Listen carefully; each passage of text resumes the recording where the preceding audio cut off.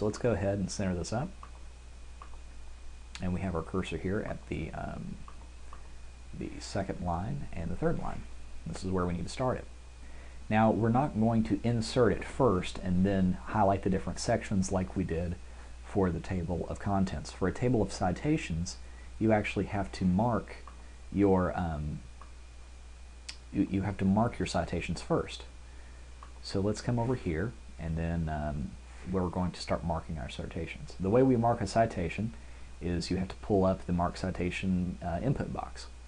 You get that by going to Insert, Reference, Index and Tables, then the tab called Table of Authorities, and you click it. Now you'll see on the right side here, it has different categories of things for your tables of authorities. You have cases, statutes, other authorities, rules, treatises, regulations, amendments, all kinds of nice little things. If you need to create new ones, we can do so later, but don't worry about that right now. Let's go ahead and pull up the Mark Citation box. Here's what it looks like. Now, we're going to start marking our citations in the document. So here are the first citations that we have. The first one I have is 20 USC sections 161 through 88. So I'm going to select everything but the period and click back on my Mark Citation box. Now the category, this isn't a case, this is a statute. So I'm going to go ahead and select Statutes and then Mark All, because this is a long cite. Now as you see, the actual body text, they have it on Show Paragraph, and it does that automatically because it wants to help you just grab sections without grabbing periods and without grabbing, you know, additional text like it typically does grab. It'll try to think of where you want it to end. It won't do that in Show Hide Paragraphs. The other nice thing about it is you can see all the spaces, so you're sure not to grab a pin site or something like that. So here's our second one, 28 USC. I just click over on it. I grab what I need, come back over here, and this is also a statute, so I hit Mark All. 28 USC 1291. I'm going to go ahead and select it.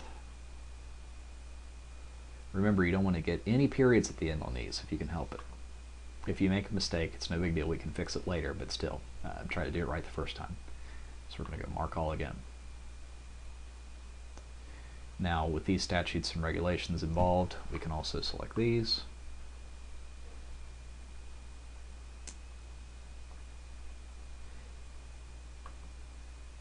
And as you can see, I've already got it in one place, right? So I'm just going to click it and hit Mark. I don't want to do Mark All because I've already marked it once at Mark All up top. So if it hasn't gotten it, I don't want to duplicate those. So here's 34F or CFR. This is another statute, so I'm going to get it. And it's new, so I'm going to hit Mark All.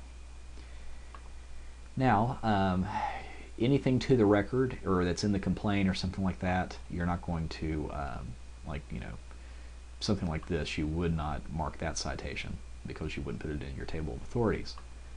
However, let's head down here to Standard of Review. We have Harper v. Blockbuster Entertainment. That would definitely be a case. So let's select it. And we don't get the period. We're going to come up here to Cases now. Change that to Cases. And we're going to hit Mark All because it's the first time we've used it.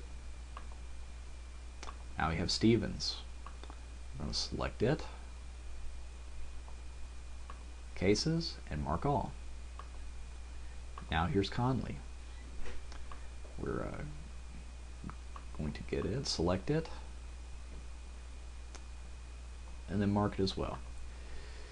So that gives you a general outline about how to mark the different things as cases and statutes and how to pick between separate categories. What we're going to do next is see how to select a case and how to select maybe short cites that occur later and how to refer those back to a case that you've already mentioned. So here within the first piece here, we have 20 USC 1681. Well, we know we've already cited to that. So let's go ahead and select it here. For these, it's not crucial that you get these perfect. You just have to get the first one perfect. But again, you can change it if you get it a little bit wrong. No big deal. So here we have it selected. We're going to mark back up here. However, we've already used it. We've used it right here. So I'm going to go ahead and click this. This is the long cite of this. So, in other words, this is my short citation, and I want to refer to this. If I click on here, it will refer to the first time through, and it won't keep relisting where it's at. It'll just show the first cite and then every subsequent page that it occurs on. We don't want to hit mark all. The reason being, again, that if it's an id or something like that, we don't want all of the ids to end up that way. Now, if it's a short cite and not an id, then we can hit mark all. So in this circumstance, we can. Let's just hit mark all. Anywhere in the document that this occurs, it'll find it for us, which is kind of convenient. Education amendments. Now, for things like this, let's just say that my professor wants me to put it in a new category, and the category is called publications. All right? So I need to have a category called publications. How do I change this? Well, I go to category, and you can see it brings up all the different categories. Well, I don't want to delete any of these, but I want to create a new one. So I'm going to click 9, and I'm going to replace 9 with publications, and then hit replace. Now, as an option under category, I have publications. I can click it. And then again, since it's the first cite, I'm going to click mark all. Here's 34 CFR, the statute that we've already cited before as well. Select it, click through here, and then we'll just find it on the alphabetical list and say mark. I have this id, and it's referring back to the section 2, the 34 CFR. So what we're going to do for the id is select it, click back here, and we say, well, this refers to 34 CFR.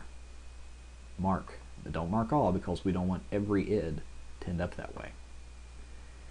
Now, let's go through a couple more of these just so we're sure that we're 100% on this. Here's Williams. Let's go ahead and select this. Now, try not to get the period. So here we see it's good. We're going to go through and make sure we haven't already cited it, and we haven't, so we'll hit mark all since it's the long cite. Now, below it, we haven't cited any other cases, but we've got an id. So I'm going to go ahead and select this id. Don't want to get too much of it. There we go. And I'm going to say that this refers back to the Williams case that we just mentioned. So I'm going to hit mark. Here's the next one that also refers to that. Now you can see in this background here, it's pulling up the case that it refers to. Now it won't show that once you click this and you hide your paragraphs, but until then it'll continue to show it, so it can show you what that id refers to. So let's go ahead and click back here.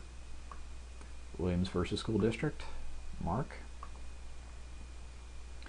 and go through and do the rest of your documentation this way. So we have up here all of our different citations, right?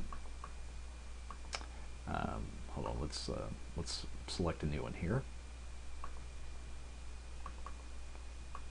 As you can see, we've already put a number of different things on here.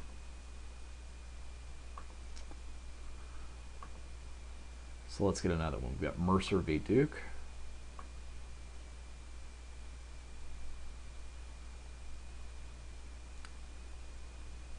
And select that. Let's put that up here. And it's a case. So let's take a look. We don't have it in there. Let's just hit mark all. Now it's on there.